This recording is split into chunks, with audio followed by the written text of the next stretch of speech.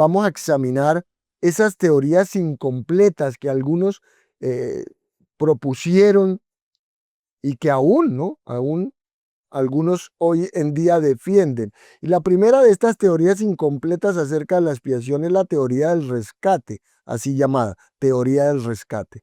Aquí los proponentes de este rescate o de la teoría clásica de la expiación sostienen que en la batalla cósmica entre el bien y el mal y entre Dios y Satanás, Satanás había mantenido a la humanidad cautiva al pecado. Por tanto, a fin de salvar a la humanidad, Dios tuvo que rescatarla del poder de Satanás, entregándole a Jesús en intercambio de las almas en cautiverio. Eso es lo que dice esta teoría. Los proponentes además dicen que ellos a menudo recurren a la declaración de Jesús de que Él vino a dar su vida en rescate por muchos, ¿cierto? Que usted encuentra en Mateo 20:28 o en Marcos 10:45. Y una variante contemporánea de la teoría del rescate se hizo conocida como la teoría de Cristo vencedor, que enfatiza que la expiación de Cristo logra una victoria sobre las fuerzas cósmicas del pecado, la muerte, el mal y Satanás. Aunque Cristo, hermanos, dio su vida, claro que sí, en rescate por muchos, y aunque su muerte ciertamente desarmó a los poderes de la oscuridad, como dice Colosenses, dejando al diablo sin poder, quien tenía el imperio de la muerte, ¿cierto? Esta visión de la expiación del rescate, o de la teoría del rescate más bien, le otorga más poder a Satanás del que realmente tiene. ¿Cierto? Como se lo acabo de explicar lo que ellos dicen, ellos como que le dan más poder a Satanás de lo que realmente tienen. Pues Satanás nunca, oiga bien, Satanás nunca ha estado en posición de hacerle demandas a Dios, ni puede hacerle demandas a Dios. Además, es la santidad de Dios, no la supuesta soberanía de Satanás, la que requiere que se pague una justa pena por el pecado. Es la santidad de Dios la que requiere que se pague una justa pena por el pecado. Así las escrituras dejan en claro que Jesús pagó el precio de la cruz a fin de rescatar a los pecadores del justo castigo de la santa ira de Dios, como dice Romanos 5:9. En el sentido más profundo, como dice la frase por ahí que tenemos, Jesús nos salvó de Dios y no solamente del poder del pecado y Satanás. Entonces, quedó claro esta teoría incompleta, ¿no? Sí, el Señor nos rescató, pero no ¿no? Como dicen ellos, para poder salvarnos exclusivamente de Satanás. No, Dios nos salva del mismo. Entonces, no fue para cumplirle demandas al enemigo, sino que es para satisfacer la justicia, la santidad de Dios, la ira de Dios. La teoría de la satisfacción es la segunda, la teoría incompleta de la satisfacción, así se llama. La anterior era la teoría del rescate. Entonces, esta de la satisfacción, definida principalmente por Anselmo de Canterbury, entre los años 1022 y 1109, respalda la idea de que la muerte de Cristo es una satisfacción al Padre por el pecado. Sin embargo, al tomar este ejemplo del paradigma del feudalismo que caracterizaba la sociedad de aquella época, Anselmo se centró más en en la noción, perdón, de satisfacer la honra herida de Dios, que en el aplacamiento de su justa ira. Él se centró, para decir que esta es la teoría de la satisfacción, se centró más en la noción de satisfacer la honra de Dios que en el aplacamiento de la justa ira de Dios. Desde luego, es verdad que cuando una persona peca se menosprecia la gloria de Dios, ¿cierto? Cuando las criaturas cometen pecado, el pecado es sinónimo de no honrar a Dios, por supuesto, y de no darle gracias, como dice Romanos 1:21. Y por eso ser destituido de la gloria de Dios. Así que cualquier teoría adecuada de la expiación proveerá la reivindicación de la justicia de Dios y la restauración de su honor. Sin embargo, Cristo cumplió esta vindicación de la justicia de una forma particular, a saber, ¿cierto? Al convertirse en sustituto de los pecadores y soportar en su cuerpo el castigo de su pueblo que merecía justamente. De modo que al presentar a Jesús como propiciación de la ira santa, Dios se ha manifestado como justo y a la vez justificador de aquel que tenga fe en Cristo. Entonces, no solamente es que se haya herido el honor de Dios, sino que también la expiación de Cristo aplacó la justa ira de Dios, como ya lo hemos visto mucho en todo este tema. La tercera es la teoría de la influencia moral, así fue llamada, la teoría de la influencia moral. Todas estas son teorías incompletas de la expiación de Cristo en la cruz. La teoría de la influencia moral considera la obra de Cristo como algo poco más que un hermoso ejemplo de amor y conducta cristiana sacrificial. Eso es lo que dice esta teoría, que lo que hizo Cristo en la cruz es un hermoso ejemplo de amor y conducta cristiano. Increíble, ¿no? Cómo, cómo están todos estos conceptos ahí. Y fue propugnada por primera vez por Pedro Abelardo en 1079 a 1142. Y más adelante fue adaptada por los socinianos, una secta antitrinitaria, y posteriores teólogos liberales también la adoptaron, teólogos liberales que son, hay muchos de ellos en nuestra época, donde la teoría de la influencia moral postula que la muerte de Jesús no cumplió nada objetivo, porque Dios no exigió que se pagara pena alguna por el pecado. Imagínense ustedes. Como entenderá, esta perspectiva dice que Dios no estaba airado contra la humanidad y porque Dios es libre, entonces no había necesidad en absoluto de que su justicia fuera satisfecha. En su lugar dice que la muerte de Cristo fue un mero ejemplo de cómo debería actuar la humanidad, pues mediante la demostración de semejante amor se dijo que su muerte ganó los corazones de los pecadores impenitentes y así los atrajo a vivir una vida moral como la de Jesús. De ahí la designación de influencia moral.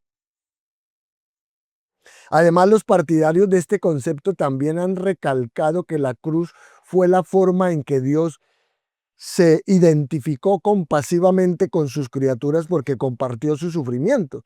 Y aunque estos son hermosos sentimientos, ¿cierto? Y aún siendo verdad que el sacrificio de Jesús es el ejemplo del amor y del servicio cristiano, reducir, reducir la expiación a un mero paradigma le resta su carácter de amor verdadero, a saber que Cristo pagó por nuestros pecados de forma objetiva y suficiente, apaciguó la santa ira de Dios profundamente ofendido, que se convirtió en nuestro enemigo mortal por la culpa de nuestro pecado. Y así eliminó nuestra culpa y nuestra separación. Entonces, como ve, no se pueden negar estas verdades fundamentales del pecado y de la gracia inherente a la expiación sin socavar básicamente el Evangelio de Jesucristo. Esto, por supuesto, está eh, socavando el verdadero Evangelio de nuestro Señor Jesucristo. Otra de las teorías incompletas es la teoría gubernamental, así se llama. La teoría gubernamental de la expiación fue defendida por primera vez por Hugo Grocio, ya en 1583, entre 1583 y 1645. Bueno, este fue alumno de Jacobo Arminio. Entonces, con mayor veras entendemos por qué salió con este concepto, ¿no? Si su maestro fue Jacobo Arminio. Esta teoría le resta importancia a la noción de que Cristo pagó en realidad una pena que correspondía a los pecados particulares del hombre. En su lugar dicen, la muerte de Cristo sirvió como muestra de sufrimiento por los pecados en general y demostró que se debe pagar un castigo cuando las leyes se quebrantan, pero no una pena específica real impuesta contra infracciones específicas. De hecho, los defensores de la teoría gubernamental sostienen que la justicia de Dios no exigía, estos también dicen eso, no exigía en absoluto un pago por el pecado, pero el aceptar un mero sufrimiento muestra que Dios dejó a un lado o relajó su ley, pues Él no está sujeto a ninguna ley. No obstante, escogió castigar a Cristo para mantener el orden moral y el gobierno del universo. De ahí que tiene este nombre, ¿no? La teoría gubernamental. Entonces, así el castigo de Cristo, según ellos, actúa como elemento disuasivo contra el pecado futuro, ya que muestra el temible punto hasta el cual llega Dios con tal de defender el gobierno moral del mundo. Increíble, ¿no? Este tipo de cosas.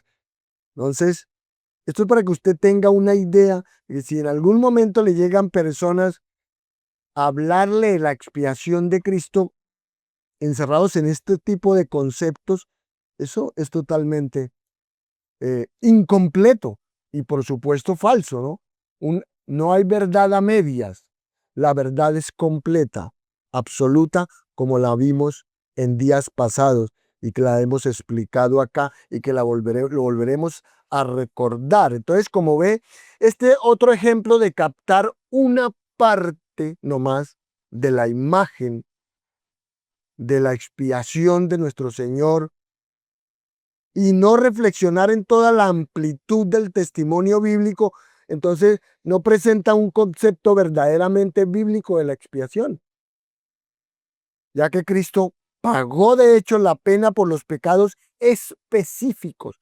Él pagó en la cruz por pecados específicos de cada uno de los salvos. Amén. De manera que sus sufrimientos no fueron un mero ejemplo de la antipatía de Dios hacia el mal, no, como si tan solo a Dios le repugnara el mal en general, pero lo tolerara en conjunto. No, eso no es así porque la justicia de Dios es meticulosa. ¿Sí? La justicia de Dios es meticulosa en Cristo. Él ha provisto un pago totalmente suficiente para el pecado, porque sin un pago particular, si no hubiera habido un pago particular por los pecados particulares, la justicia absoluta de Dios no se satisface y por tanto los pecadores no tendrían esperanza de perdón. No tendrían esperanza de perdón. Así que viendo todos estos conceptos incompletos sobre la expiación, en última instancia, el único concepto de la expiación que le hace justicia a la plenitud de la revelación bíblica, como hemos visto del Evangelio, es la sustitución penal, que ya lo hemos hablado, ¿cierto?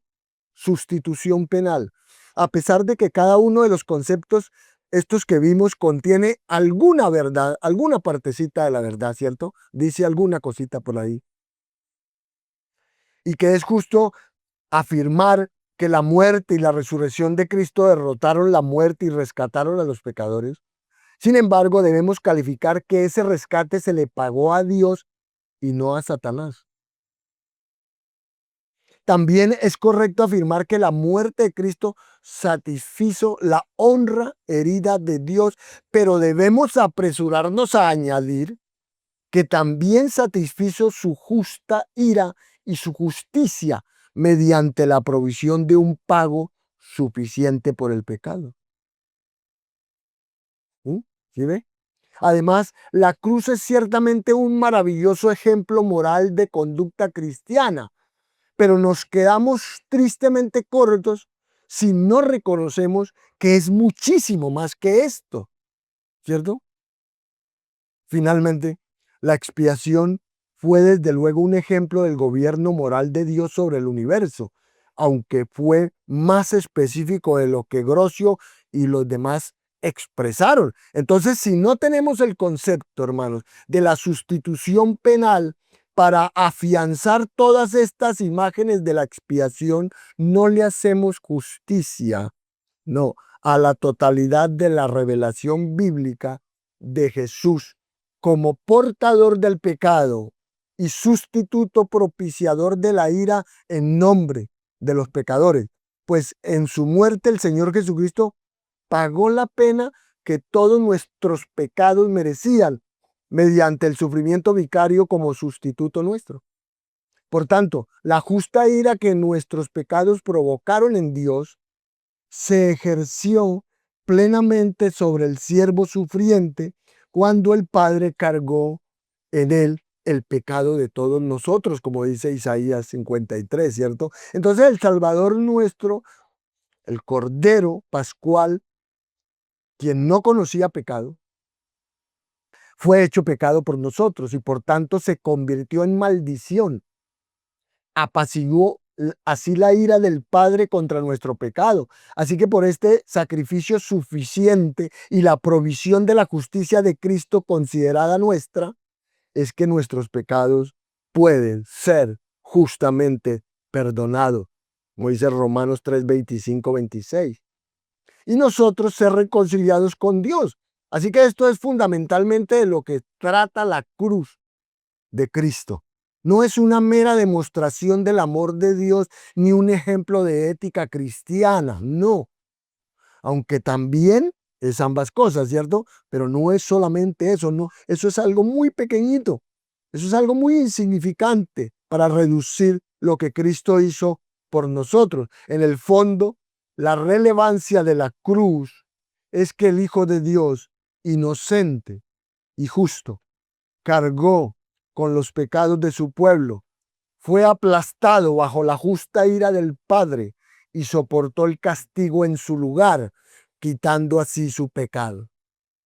Si se niega la naturaleza de la cruz que carga con la ira y es sustitutiva, o no se enfatiza de la forma adecuada, se malinterpreta fundamentalmente el Evangelio mismo que se halla en el núcleo central de la fe cristiana.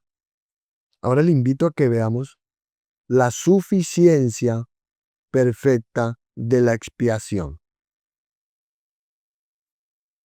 Si hay que aplicar o añadir algo para una descripción completa de la naturaleza de la expiación penal sustitutiva de Cristo, es que es un sacrificio perfectamente suficiente. Usted tiene que entender bien esto. Esto es lo que hizo el Señor en la cruz es un sacrificio perfectamente suficiente. Y son varios los rasgos que establecen su perfecta suficiencia. En primer lugar, mire, es una expiación objetiva. Ese es el primero. Lo que hizo Cristo en la cruz fue una expiación objetiva.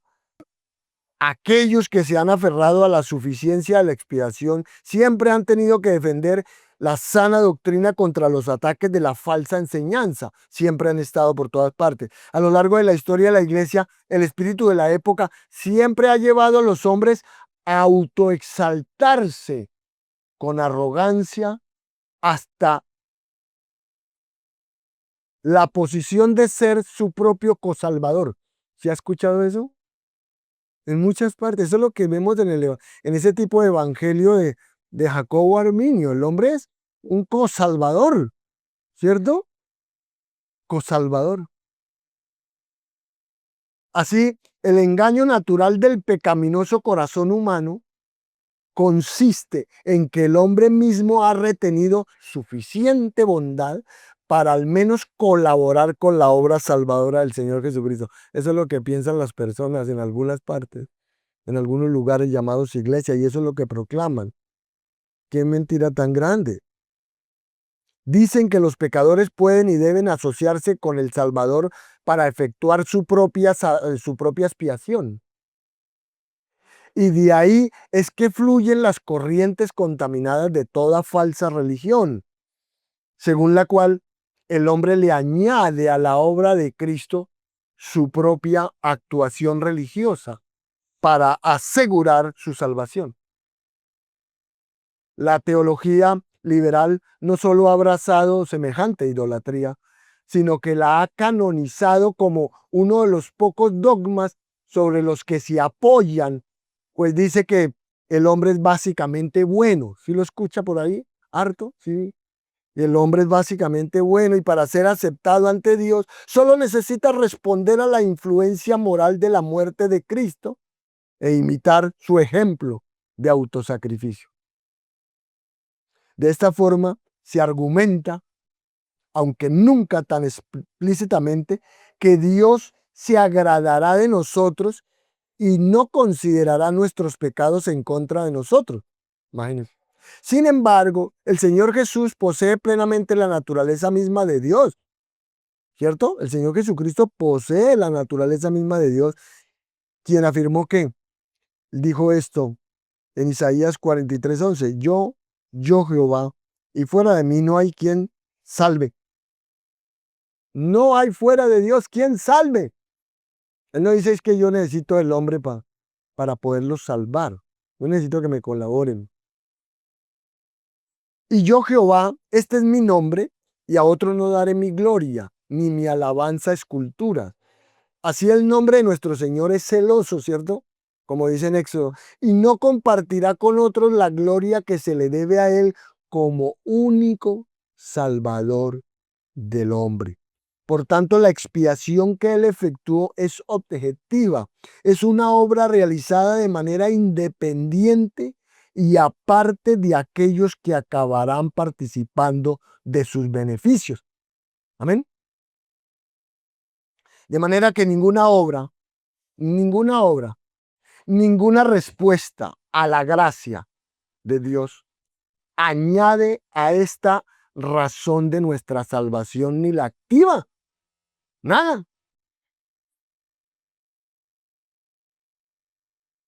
Mire, y quiero que entienda bien esto, que no quepa duda de que aquellos que experimentan la salvación de forma subjetiva, los beneficios de la expiación, por decir, deben responder en arrepentimiento y fe. Claro que sí. Todo el que ha sido elegido y es salvo en Cristo, él va a responder con arrepentimiento y fe. Pero esas respuestas, oiga bien, esas respuestas pertenecen a la aplicación de la redención y no a su cumplimiento. ¿Lo entiende? Son una respuesta a la aplicación y no a- al cumplimiento. Entonces, porque tanto el arrepentimiento como la fe fueron comprados por la obra perfecta de Cristo, que Cristo ha efectuado. Él dijo, consumado es. Fue el grito triunfante en la cruz de Jesús y no había comenzado. Mire, como pasa con la obra de la elección del Padre, ¿cierto? ¿Cómo lo eligió el Padre a usted? ¿Cuándo? En la eternidad pasada. Usted no existía. Y como sucedió con la obra de elección del Padre, que no depende del que quiere ni del que corre, el Señor escogió. Usted puede correr todo lo que quiera, eso no va a hacer que Dios le escoja, no. No depende, Dios eligió, no depende del que quiere ni del que corre, como dice Romanos 9:16, y como sucede con la obra de aplicación, que eso es lo que vamos a ver en próximos días. La obra de aplicación, que ¿quién la lleva a cabo? La aplicación de la redención, el Dios Espíritu Santo. Entonces, como sucede con la obra de la elección del Padre, que no depende del que quiere ni del que corre, y con la de la aplicación del Espíritu en la que Él sopla donde desea, ¿cierto? Como dice Juan 3:8, así ocurre también con la obra redentora del Hijo. La salvación es del Señor, ¿cierto? Y por tanto se ha realizado perfectamente por Él hace 2000 años y es ajena a aquellos que cosecharán sus bendiciones divinas, ¿cierto? ¿Qué le ayudó? ¿O qué hicieron? ¿O qué le ¿Qué recibió de alguien para hacerlo? Nada. En segundo lugar, mire, la suficiencia de la expiación se establece por su finalidad. Es una expiación objetiva y aquí se establece esa suficiencia por su finalidad. En otras palabras, la expiación es una obra única, acabada e irrepetible. La iglesia tradicional, aquí les voy a poner ese ejemplo, me toca, no es que yo quiera hablar de, no me gusta mucho, pero tengo que hacerlo. La iglesia tradicional, y usted ya sabe cuál es, enseña precisamente lo contrario a esto. Ellos enseñan algo contrario a que la expiación de Cristo es única, acabada e irrepetible. Ellos enseñan todo lo contrario. Y degrada la suficiencia de la obra de Cristo al sugerir repetir su sacrificio en la ceremonia que ellos hacen. Ahí repiten el sacrificio de Cristo. Con una franqueza blasfema, el teólogo, uno de los teólogos de ellos, Lou Dinot, escribe lo siguiente: en el sacrificio de, de este rito, que es la misa, en el sacrificio de este rito y en el sacrificio de la cruz, el don sacrificial y el principal sacerdote que ofrece el sacrificio son idénticos, dice. Increíble. Solo la naturaleza y el modo de la ofrenda son diferentes. Según la opinión tomística, en cada rito, Cristo también efectúa una actividad sacrificial inmediata real que sin embargo no debe concebirse como una totalidad de muchos actos sucesivos, sino como un acto sacrificial ininterrumpido del Cristo transfigurado. El propósito de este sacrificio es el mismo que el sacrificio que se hace en ese rito y en el sacrificio de la cruz. Primeramente la glorificación de Dios y luego la expiación, la acción de gracias y el llamamiento. Increíble estos conceptos. Porque si usted, vamos a contrastar esto que dicen ellos con el incesante testimonio del libro de Hebreos respecto a la finalidad del sacrificio de Cristo. Hebreos 7, 26, 28 dice: porque tal sumo sacerdote nos convenía, santo, inocente. ¿Está hablando de quién? De Cristo.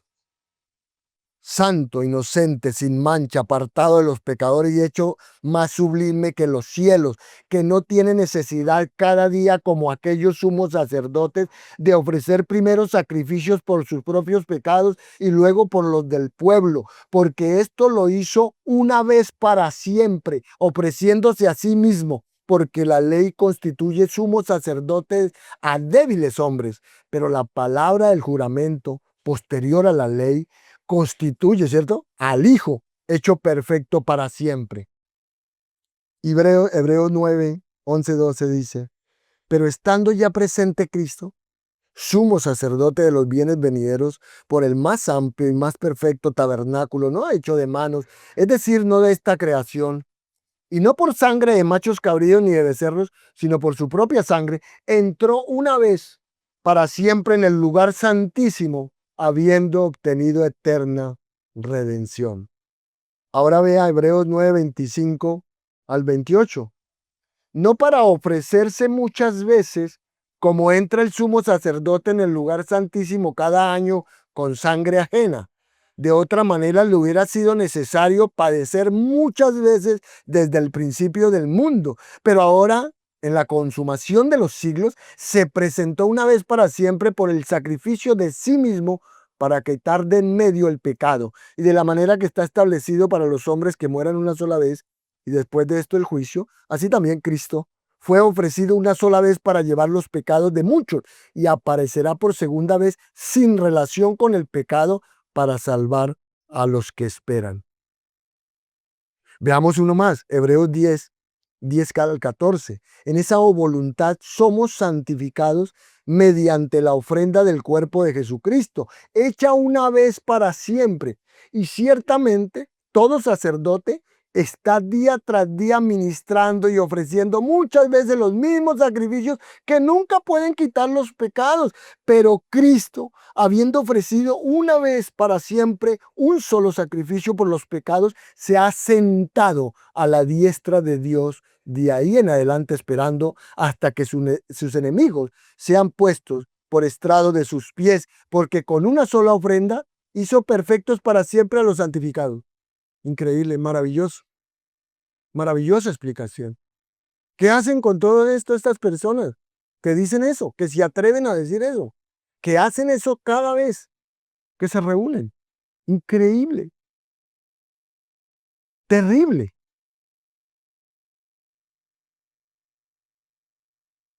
Como usted ve, estos pasajes niegan de un modo explícito que Cristo tuviera que ofrecerse una y otra vez, una y otra vez. Así que sugerir tal cosa es impugnar el carácter de Cristo mismo, porque fue la debilidad de los sumos sacerdotes, ¿cierto?, la que exigía sus ofrendas una y otra vez. La debilidad de ellos, pecadores.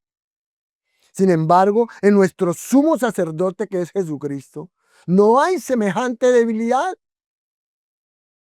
Él es el Hijo eternamente perfecto, santo, inocente, sin mancha y apartado de los pecadores. Además, muchas piezas, este fue algún detalle importante que encontré, muchas piezas del santo mobiliario allá en el tabernáculo en el templo adornaban esos lugares, ¿cierto? Muchos muebles, muchos objetos, como por ejemplo la fuente, la mesa de los panes de la proposición, el candelero, el arca, ¿cierto? Sin embargo, un mueble que usted nunca encuentra en esos lugares, usted nunca va a encontrar en esos lugares, es una silla. Nunca. No habían sillas. ¿Y cuál es la razón? Bueno, esto era porque el sacerdote de Israel no se sentaba nunca, sino que estaba constantemente de pie porque su obra nunca estaba acabada. Su obra era incompleta. Así de sencillo. Como el pecado estaba siempre presente y por tanto el sacrificio era siempre necesario. Siempre tenía que estar haciendo sacrificios porque su obra era incompleta, la obra de estos sacerdotes.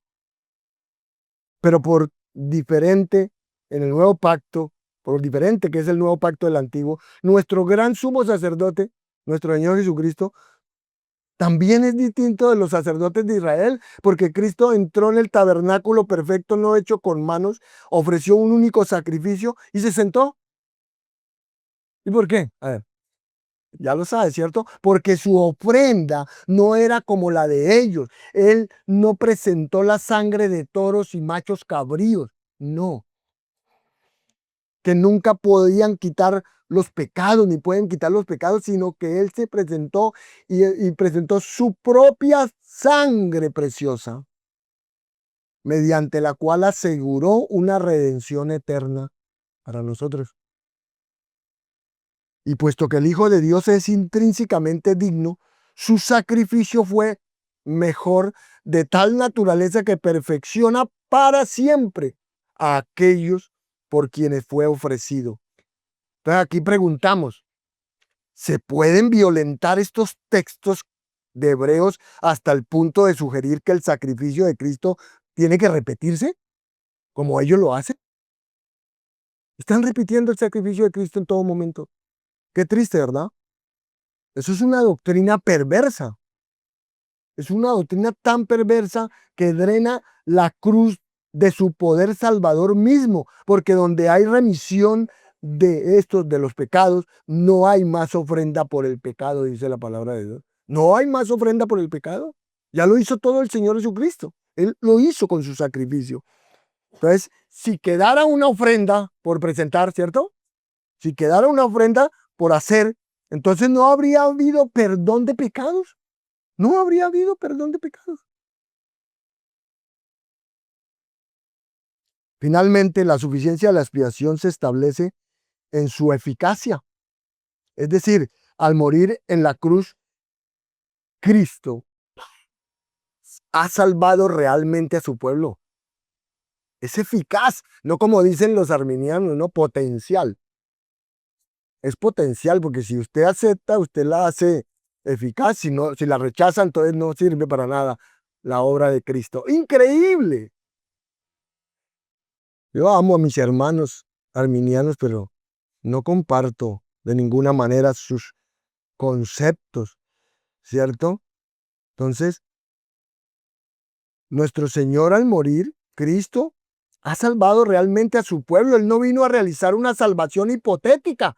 Él no vino a realizar una salvación posible, ¿no? O meramente disponible. Él vino a salvar a su pueblo de sus pecados de verdad.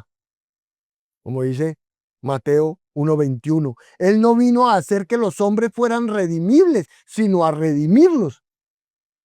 ¿Eh? Él vino fue a redimirlos. No murió de forma potencial, sino real. Y por tanto, no efectuó una expiación provisional, sino efectiva. Cuando el Señor de gloria se preparó para entregar su espíritu al cuidado del Padre, consciente de que había llevado a cabo la obra que vino a hacer, él por eso dijo, consumado es, ¿cierto? Allá en Juan 19, la redención se había realizado. Nuestro sumo sacerdote había efectuado de verdad la purificación por los pecados y una vez acabada su obra se sentó. El buen pastor había quitado de verdad los pecados de sus ovejas y había cargado con ellos sobre su propio cuerpo. Había apaciguado de verdad el pleno ejercicio de la ira del Padre y se había convertido realmente en una maldición por nosotros y había pagado así de un modo exhaustivo la totalidad de la pena por nuestros pecados. Al hacerlo, compró de verdad la redención de su pueblo mediante el precio del rescate de su propia sangre. Entonces, cada uno de estos pasajes es una declaración de cumplimiento eficaz. Así que insertar de manera artificial el concepto de provisión o de potencialidad en alguno de estos textos es forzar la teología propia en el significado llano de las escrituras. De hecho, este elemento de eficacia ha sido inherente en el concepto bíblico de la expiación desde el principio de la ley levítica. Incluso en esa expiación que se realizaba según Levítico, allí se da por sentado esa efectividad, incluso en esa obra de sacrificios de animales. El verbo hebreo kafar, que es el más común del Antiguo Testamento para el concepto de hacer expiación, y más de la mitad de sus apariciones están en Levítico, ¿no? En muchas de ellas el término aparece sin frase modificativa alguna. Por ejemplo, eh, en varios casos el orador comenta sobre la expiación que acaba de prescribir y cada vez que lo hace declara la eficacia de la expiación. Por ejemplo, en Levítico 4:20 dice, así hará el sacerdote expiación por ellos y obtendrán perdón. Otro dice, de manera que el sacerdote hará por él la expiación de su pecado y tendrá perdón. ¿Ve? Y el sacerdote hará expiación por ella y será limpia. Y hará subir el sacerdote el holocausto y la ofrenda sobre el altar, así hará el sacerdote expiación por él y será limpio. Da por sentado que es efectivo los términos usados allí. Así hará expiación por la casa y será limpia. Bueno, en fin, por tanto, la repetición de las leyes para el sacrificio allá en ese tiempo, en el tiempo de Levítico, habría grabado de forma indeleble en la mente del israelita fiel que la expiación, que lo que el sacerdote hacía para expiación era una verdadera reparación de su vida. Y esa expiación producía su efecto, el efecto pretendido del perdón de pecados. Por lo tanto, cuando se utiliza el mismo grupo de palabras que traducen kafar en la Septuaginta y se aplica ya en el Nuevo Testamento para describir la obra expiatoria del Mesías, el lector entiende naturalmente que la misma eficacia es inherente al concepto de la expiación de Cristo. La muerte de Jesús no hizo que los pecados fueran perdonables, sino que llevó a cabo el perdón. Su expiación no fue hipotética, potencial ni provisional, fue una expiación eficaz. Usted tiene que entender eso muy bien. Nada de esto pretende sugerir que los elegidos fueron justificados, ni que se les concedió la fe salvadora y el arrepentimiento en el momento de la muerte de Cristo en el siglo primero, ¿no? No va a entender eso porque yo no estuve en el siglo primero allá y a mí no se me hizo eso, ¿cierto? Pero en el tiempo en que el Espíritu Santo vino sobre mí, Él aplicó, cuando Él aplica la obra de redención a mi vida, ahí se produce eso, ¿cierto? Entonces, no estamos diciendo, no estamos sugiriendo que los elegidos fueron justificados y se les concedió la fe salvadora y el arrepentimiento cuando Cristo murió en el siglo primero allá. Tampoco sugiere que alguien sea salvo al margen de la fe. Suponer esto es confundir la realización de la redención con la aplicación, lo que yo les digo. Cristo llevó a cabo la redención allá hace más de 2000 años, ¿cierto? ¿Cuándo le sucedió a usted? ¿Cuándo pasó en usted? ¿Cuándo se hizo efectiva en usted? Cuando el Espíritu Santo la aplicó en usted. Amén. Entonces hay que entender esas partes, no confundir la redención con su aplicación. Más bien hablar de la expiación definitiva y de la salvación realizada es afirmar que Cristo ha soportado todo el castigo de la ira de Dios contra los pecados de su pueblo, ha pagado la pena completa por ellos y ha satisfecho la totalidad de la ira de Dios. Y significa que Él ha hecho todo lo necesario para asegurar por completo la salvación de aquellos por los que murió. Es hacer que sea cierta y definitiva la aplicación de los beneficios de la salvación a todos aquellos para quienes Cristo los compró. Finalmente, quiere decir que no se puede, hermanos, añadir nada a la obra de Cristo para investirla de poder o de eficacia. No se debe añadir nada, no se puede añadir nada a eso. Hay una persona ahí. Ok. Entonces no se puede añadir nada a la obra de Cristo para investirla de poder o eficacia, sino que por haber llevado nuestro sustituto realmente toda la pena de la condenación del pecado, ahora pues no hay ninguna condenación para los que están en Cristo Jesús. Amén. Entonces, mis hermanos, hasta aquí dejamos en esta noche. Espero que usted haya entendido muy bien esos conceptos incompletos acerca de la expiación de Cristo y que usted, por supuesto, también haya entendido muy bien la suficiencia del sacrificio de Cristo, al cual no se le puede ni añadir nada, absolutamente nada, porque fue una vez para siempre completamente suficiente, completamente perfecto para darnos redención, perdón de pecados y vida eterna. Amén.